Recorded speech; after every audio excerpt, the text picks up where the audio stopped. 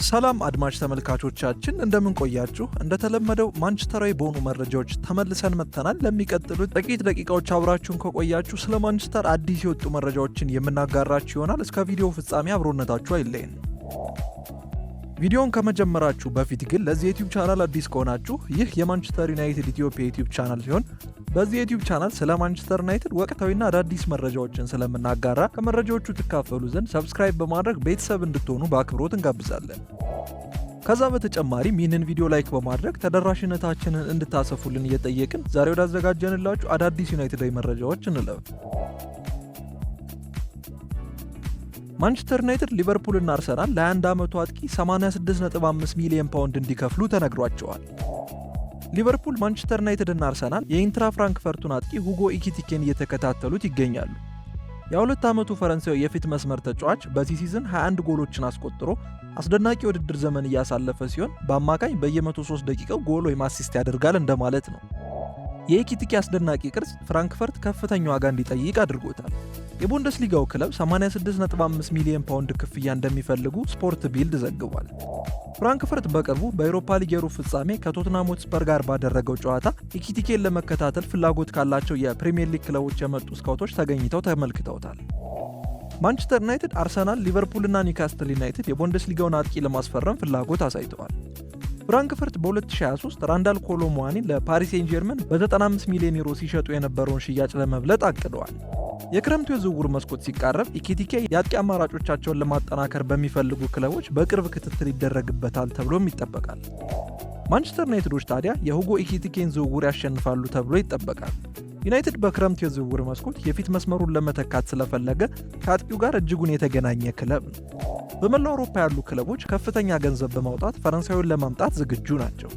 ዩናይትድ በዚህ ክረምት ለአዲስ አጥቂ ብዙ ገንዘብ ለማውጣት ዝግጁ በመሆናቸው ለኢኪቲኬ ፊርማ ከሌሎች የፕሪሚየር ሊግ ቡድኖች ጋር ለመፋለም ጥሩ አቋም ላይ ይገኛሉ። ነገር ግን ቀጣይ ዓመት በሻምፒዮንስ ሊግ መሳተፍ ካልቻሉ ዝውውሩ ከባድ ይሆንባቸዋል። ማንቸስተር ዩናይትድ እና ቼልሲ ለ19 ዓመቱ ቱርካዊ ትልቅ ገንዘብ ለመክፈል ዝግጁ መሆናቸው ተገለጸ። ማንቸስተር ዩናይትድ እና ቼልሲዎች የጁቬንቱስን ኮከብ ኬናን ይልዲዝን በውድድር ዓመቱ መጨረሻ ለማስፈረም ፍላጎት እንዳላቸው ተነግሯል። ከጋዜጣ ዴሎ ስፖርት በስፖርት ዊትነስ በኩል በወጣው ዘገባ መሰረት ሁለቱ የእንግሊዝ ክለቦች ለ19 ዓመቱ ኮከብ በክረምቱ ትልቅ ክፍያ ለመክፈል ተዘጋጅተዋል። ተጫዋቹ ከሊቨርፑል ጋርም ሲያያዝ ቆይቷል። ይልዲዝ በመላው አውሮፓ ከፍተኛ ደረጃ ተሰጥቶታል። ተጫዋቹ ብሩህ የወደፊት ተስፋ ያለው ድንቅ ወጣት ተጫዋች ነው። ማንቸስተር ዩናይትድ በክረምቱ ፊርማውን ለማግኘት ተመራጩ ክለብ ነው። ዩናይትዶች እስካሁን ተስፋ አስቆራጭ የውድድር ዘመን አሳልፈዋል። ነገር ግን በሚቀጥለው የውድድር ዘመን በጠንካራ ሁኔታ መመለስን ይፈልጋሉ። ይህ በእንዲህ እንዳለ ታዲያ ጥራት ያላቸውን ተጫዋቾችን ማስፈረም አለባቸው። ለዚህም የ19 ዓመቱ የቱርኩ ኮከብ ትልቅ ፊርማ ሊሆን ይችላል። ተጫዋቹ በማጥቃት ክፍል ውስጥ በየትኛውም ቦታ ላይ መጫወት ይችላል። ነገር ግን በተፈጥሮ የግራ ክንፍ ተጫዋች ነው። ማንቸስተር ዩናይትድ በፊት መስመር ቦታዎች ላይ የበለጠ ጥልቀት ያስፈልገዋል። የጁቬንቱሱ ወጣት ለአሞሪም አጨዋወት ተስማሚ ይሆናል። ኬናን ይልዲዝ በዚህ የውድድር ዘመን 13 የጎል አስተዋጽኦችን አድርጓል። ይህ በእንዲህ እንዳለ ቼልሲዎችም ጥራት ያለው የክንፍ ተጫዋች ይፈልጋሉ። ሚካኤሎ ሞድሪክ በጣም ደካማ ነበረ። የ19 ዓመቱ ተጫዋችም ለዩክሬናዊ ተስማሚ ምትክ ሊሆን ይችላል። ጁቬንቱስ ተጫዋቹን በክረምቱ ለመሸጥ ፈቃደኛ መሆን መቻል አለመቻላቸው እስካሁን እርግጥ አይደለም። ኬናን ይልዲዝ የወደፊት ኮከብ ሊሆን ይችላል። እርሱ ወደ ከፍተኛ ደረጃ ተጫዋችነት የሚያድግበት ሁሉም ባህሪያቶች አሉ። እንደ ቼልሲና ማንቸስተር ዩናይትድ ያሉ ክለቦች ተጫዋቹን የወደፊት ኮከብ ሊያደርጉት ይችላሉ። እንደሚታወሰው ሁለቱም ክለቦች በቅርብ የውድድር ዘመን ወጣት ተጫዋቾችን ማስፈረም እየቻሉ ይገኛል። የቀድሞው የማንቸስተር ዩናይትድ ስካውት ሩበን አሞሪምን እየደገፈ እንደሚቆይ ተናገረ። ማንቸስተር ዩናይትድ በኒውካስትል ዩናይትድ ከተሸነፈ በኋላ ስለ ሩበን አሞሪም ጥያቄዎች እየተነሱ ይገኛል። የእሁዱ ሽንፈት ማንቸስተር ዩናይትድ በሊጉ 14ኛ ደረጃ ላይ እንዲቀመጥ አድርጎታል። አሞሪም ከመጣ በኋላ ምንም አይነት የመሻሻል ምልክት ባለማሳየቱ አሰልጣኙ በክለቡ ያለው ቆይታው ጫና ውስጥ ገብቷል።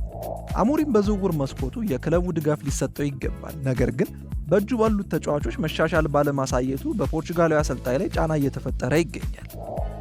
ዩናይትዶች አንዳንድ ተጫዋቾችን በክረምት ለመሸጥ መወሰናቸው ለአሞሪም ገንዘብ ለማሰባሰብና በርካታ ዝውውሮችን ለማድረግ ዝግጁ ያደርጋቸዋል ሲል የቀድሞ የክለባችን ስካውት ሚክ ብራውን ተናግሯል። ሚክ ብራውን ለፉትቦል ኢንሳይደር እንደተናገረው ሩበን አሞሪም በእርግጠኝነት ጫና ውስጥ ነው። ነገሮች በቂ ስላልሆኑ ከባድ ጥያቄዎች መጠየቅ ጀምረዋል። ብዙ የሚወሰነው ማንቸስተር ዩናይትድ በዝውውር ገበያው ላይ በሚያደርገው እንቅስቃሴ ላይ ነው። አሞሪም ክለብ ውስጥ ምንም የሚፈልገው ተጫዋች እንደሌለ በይፋ እየተነገረ ይገኛል። ገንዘብ ለማሰባሰብ አንዳንድ ተጫዋቾችን ለመሸጥ በዝግጅት ላይ ናቸው። እንደ ኮቢ ሜኑና አሊያንድሮ ጋርናቾ ያሉ የአካዳሚ ፍሬዎች ለሽያጭ ቀርበዋል። በተጫዋቾችም ሽያጭ ሌላ ለአሞሪም ስርዓት የሚስማሙ ተጫዋቾችን ለማምጣት ከቻሉ ነገሮች እንደሚሻሻሉ ጠብቃለሁ። በዝውውር መስኮት ውስጥ ብዙ የማይፈለጉ ተጫዋቾችን ካለቀቁ ማሻሻያ እንደሚኖር አይታየኝም። ነገሮች አሁንም በዝውውሩ ላይ ካልተሻሻሉ ምን እንደሚፈጠር እናውቃለን። አሁን በዝውውር ጉዳይ ካለፉት ዓመታት ሊማሩ ይገባል። የአሞሪም ሲስተም ከብዙ አሰልጣኞች የሚለይ በመሆኑ ተጫዋቾችን በሚገባ መልኩ ሊያቀርቡለት ይገባል ሲል የቀድሞ ስካውታችን ሚክ ብራውን ተናግሯል። 40 ሚሊዮን ፓውንድ የሚያወጣው አጥቂ የማንቸስተር ዩናይትድ የክረምቱ የዝውውር ኢላማ መሆኑ ተረጋግጧል። ማንቸስተር ዩናይትዶች በክረምቱ አዲስ አጥቂ ለማስፈረም ፍላጎት እንዳላቸውና በዚህ ደረጃ ላይም በእጩ ዝርዝራቸው ውስጥ በርካታ ስሞች እንዳሉ ተዘግቧል። ቪክተር ኦሲሜን እና ቪክተር ጊዮከረሽ ከክለቡ ጋር በጥብቅ የተገናኙ ተጫዋቾች ናቸው። ነገር ግን ወደ ማንቸስተር ለመሄድ የተቃረበ አንድ ተጫዋች አለ፣ እርሱም ሊያም ዴላፕ ነው። የቀድሞ የማንቸስተር ሲቲ አጥቂ በፕሪሚየር ሊጉ 12 ጎሎችን ያስቆጠረ ሲሆን ይህም ብቃቱ በብዙ ክለቦች እንዲፈለግ አድርጎታል። አሁን ላይ ሊያም ዴላፕ የማንቸስተር ዩናይትድ ቁልፍ ኢላማ ሆኖ ብቅ ብሏል።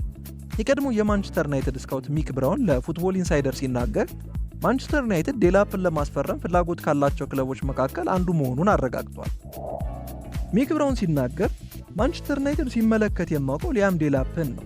ዩናይትዶች ከኢፕስዊቹ አሰልጣኝ ማኬና ጋር ጥሩ ግንኙነት አላቸው። ይህም ስምምነቱን ሊያስተካክል ይችላል። በኮንትራቱ ውስጥ 40 ሚሊዮን ፓውንድ የመልቀቂያ ማፍረሻ አለው። በአሁኑ ጊዜ እንደርሱ ላለ አጥቂ ይህን ዋጋ ቢከፍሉ ለእነርሱ ጥሩ ነው። በእርግጠኝነት ዴላፕን ከሚከታተሉት ተጫዋች አንዱ ነው። ወደ እርሱ የሚሄዱበት የተለየ እድል አለ ብዬ አስባለሁ። እርሱን የሚያገኙበት እድል አስቀድመው እንደሚቃኙ እርግጠኛ ነኝ። ሩበን አሞሪም አዲስ አጥቂ ማስፈረም ይፈልጋል። ዴላፕን በፕሪሚየር ሊጉ ምን ማድረግ እንደሚችል አሳይቷል። በትንሹ የምጠራጠርበት ብቸኛው ምክንያት ምን አይነት አጥቂ እንደሚፈልጉ ግልጽ አለመደረጉ ነው። ሌሎች ስሞችንም መጥቀስ እንችላለን። ዴላፕ ከጊዮከረሽ ሙሉ በሙሉ የተለየ ተጫዋች ነው። ኦሲሜንም እንዲሁ የተለየ ተጫዋች ነው። በዚህ ዝርዝር ውስጥ ከዴላፕ ውጭ 2 ሌሎች ተጫዋቾች አሉ። ስለዚህ ምን አይነት አጥቂ እንደሚፈልጉ ለመወሰን የአሞሪም ምርጫ ይሆናል። ነገር ግን ዴላፕ በእርግጠኝነት እዚያ ካሉት በጣም አስደሳች አማራጮች አንዱ ነው ሲል ተናግሯል። በማንቸስተር ዩናይትድ ትልቅ የዝውውር መስኮት ሊደረግ መሆኑ ተገለጸ። ፖርቹጋላዊ አሰልጣኝ በእንግሊዙ ቡድን ውስጥ ታይቶ በማይታወቅ መልኩ የቡድን ማጽዳትን ማድረግ ይፈልጋል። ማንቸስተር ዩናይትድ ከመጪው የክረምት የዝውውር ገበያ በፊት ለጥልቅ ለውጥ በዝግጅት ላይ ነው።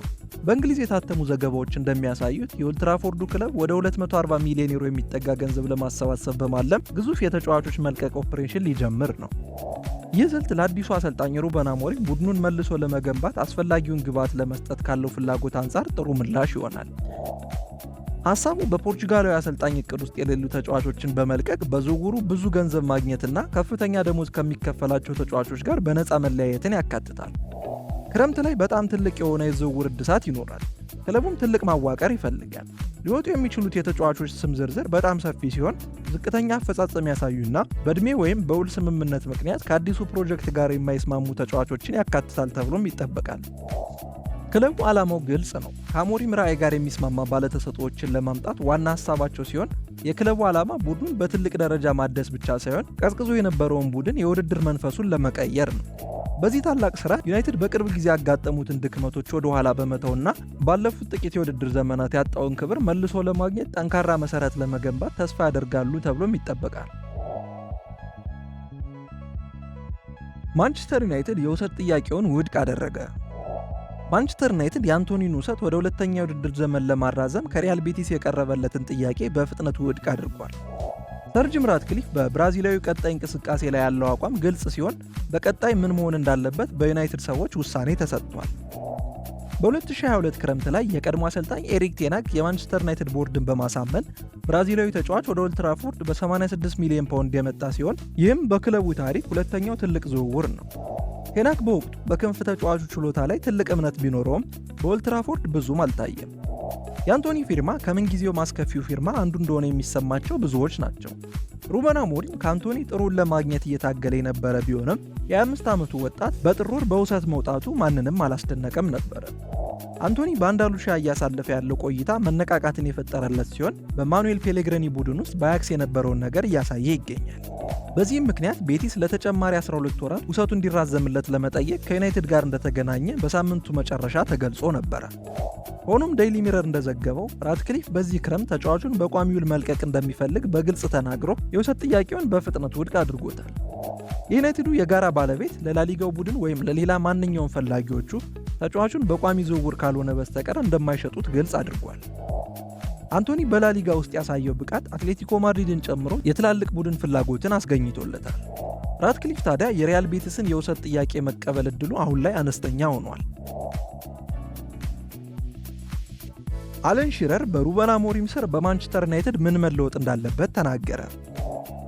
የማንቸስተር ዩናይትድ የውድድር ዘመን በፈተናዎች የተሞላ ሲሆን በዚህም የቀድሞ እንግሊዛዊ አጥቂ አለን ሺረር በኦልድ ትራፎርድ ጉልህ ለውጦች እንደሚያስፈልግ ገልጿል።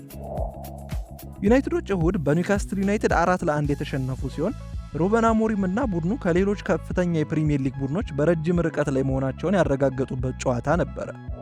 የአሞሪም ቡድን በኤዲሃው ቡድን ሙሉ በሙሉ የተበለጠ ሲሆን የተሸነፉበት መንገድ በክረምቱ የዝውውር መስኮት ላይ ብዙ ስራዎች መከናወን እንዳለባቸው ይጠቁማል። አለን ሺረር ቡድኑ ሩበን አሞሪምን በትዕግስት እንዲጠብቁት ይደግፋል። ክለቡ ውጤታማ ለመሆን መልሶ ግንባታውን ለመጨረስ 2 ወይም 3 የዝውውር መስኮቶች እንደሚፈልግም ጠቁሟል። የቀድሞ የፕሪሚየር ሊጉ አጥቂ ማንቸስተር ዩናይትድ አዲስ አጥቂ፣ አዲስ ግብ ጠባቂና አዲስ አማካኝ እንደሚያስፈልገውም ነግሯቸዋል። አለን ሺረር ሲናገር በምልመላ ረገድ ወደፊት እንዲራመዱ ሁሉም ነገር የአውሮፓ ሊግን በማሸነፍና ወደ ቻምፒዮንስ ሊግ በመመለስ ላይ የተወሰነ ነው። ሩበን አሞሪም በእጁ ላይ ትልቅ ስራ እንደያዘ እናውቃለን። ይህንን የእግር ኳስ ክለብ ለመጠገን ብዙ ጊዜና ብዙ ገንዘብ ያስፈልገዋል። ከእርሱ ጋርም መታገስ አለባቸው። 2 ወይም 3 የዝውውር መስኮቶች ያስፈልገዋል፣ ምክንያቱም እነርሱ የመሃል አጥቂ ይፈልጋሉ፣ ግብ ጠባቂም ያስፈልጋቸዋል። በመሃል ሜዳውም ላይ አንዳንድ ተጫዋቾች ያስፈልጋቸዋል። በጣም ትልቅ ስራ ነው የሚጠበቅባቸው። ስለዚህ ከእርሱ ጋር መታገስ አለባቸው። አሞሪም አሁን ላይ ተጫዋቾች ማድረግ የማይችሉትን ነገር እንዲያደርጉ እየጠየቀ ነው፣ እነርሱም በጣም እየታገሉ ነው ሲል ተናግሯል። አለን ሺረር አክሎም ማንቸስተር ዩናይትድ በሁሉም ቦታዎች የበለጠ ጥራት ይፈልጋል። በኦልድ ትራፎርድ አዳዲስ ተጫዋቾች ከመጡ ለቡድኑ ጥራት ማምጣት የሚችሉ ስለመሆኑ ምንም ጥርጥር የለውም። በአሁኑ ጊዜ በቡድናቸው ውስጥ ዓለም አቀፍ ደረጃቸውን የጠበቁ ተጫዋቾች ከቡርኖ ፈርናንዴዝ ውጪ ቡድኑን ሊረዱ የሚችሉ ተጫዋቾች የሉም ሲል ተናግሯል። እንደሚታወቀው ራስመስ ሆይሉንድና ጆሹዋ ዚርክዚ በድምሩ 6 የፕሪሚየር ሊግ ግቦችን ያስቆጠሩ ሲሆን ግብ ጠባቂው አንድሬ ኦናና በክለቡ መጥፎነቱን ማሳየት ቀጥሏል። እንደ ክርስቲያን ኤሪክሰንና ካዝሜሮ ያሉ ተጫዋቾችም ትኩረት የሚሹ ተጫዋቾች መሆናቸው ይታወቃል። የማርከስ ራሽፎርድ አዲሱ ፈላጊ ክለቡ ይፋ ሆኗል። ክሪስታል ፓላስ የማንቸስተር ዩናይትዱን አጥቂ ማርከስ ራሽፎርድ ለማስፈረም እየተዘጋጁ ነው። የ27 ዓመቱ አጥቂ በቪላ ፓርክ 14 ጨዋታዎችን አድርጎ 3 ጎሎችንና 5 አሲስቶችን በማድረግ ጥሩ ብቃቱን በድጋሚ ማሳየት ጀምሯል። ከዛ በተጨማሪም ወደ እንግሊዝ ብሔራዊ ቡድንም ተመልሶ እንዲጠራ ያደረገውን ብቃቱን እያሳየ ይገኛል። ሆኖም የማርከስ የረጅም ጊዜ ወደፊት ሕይወቱ አሁንም ግልጽ አይደለም። አስቶን ቪላ ራሽፎርድን በ40 ሚሊዮን ፓውንድ የመግዛት ምርጫን ይዞ ይቆያል። አሰልጣኙ ኡናይ ኤምሪ በፊት አጥቂው ተጽዕኖ ተደንቋል። ነገር ግን ቪላ ያንን አንቀጽ ላለመተግበር ከመረጠ ክሪስታል ፓላስ ራሽፎርድን በክረምት ለማስፈረም ዝግጁ መሆኑ ተገልጿል። የማርከስ ራሽፎርድ እድገቶችን በቅርበት ለሚከታተለው የደቡብ ለንደኑ ክለብ ማራኪ ፊርማ ይሆናል። ራሽፎርድ በማንቸስተር ዩናይትድ ያለው የወደፊት ቆይታው ተስፋ ሰጪ አይመስልም። የሩበን አሞሪም ሹመትን ተከትሎ ከፍተኛ የክረምት ማጣሪያ ይደረጋል ተብሎ ይጠበቃል።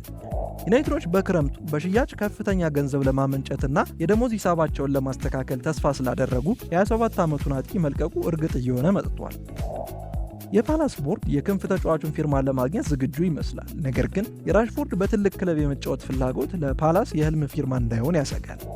ፓላሶች በክረምቱ ዋና አጥቂያቸውን ማቴታን ስለሚያጡ ራሽፎርድን ጥሩ ተተኪ አድርገው ይመለከቱት ነበር። ነገር ግን ሁሉም ውሳኔዎች ተጫዋቹን በሚፈልጉት ክለቦችና በራሽፎርድ እጅ ላይ እንደሆነ ተዘግቧል። አድማጭ ተመልካቾቻችን ለዛሬ ያዘጋጀንላችሁ ዩናይትዳዊ መረጃዎች እኚህን ይመስሉ ነበር። በቀጣይ የመረጃ ጊዜዎቻችን እስክንገናኝ ድረስ ለዚህ ዩቲዩብ ቻናል አዲስ ከሆናችሁ ሰብስክራይብ በማድረግ ቤተሰብ እንድትሆኑ በአክብሮት እንጋብዛለን። ከዛ በተጨማሪም ይህንን ቪዲዮ እስከዚህ ድረስ የተመለከታችሁ ላይክ በማድረግ ተደራሽነታችንን እንድታሰፉልን እየጠየቅን በቀጣይ ቪዲዮ እስከምንገናኝ ድረስ መልካም ጊዜ፣ መልካም ቆይታ።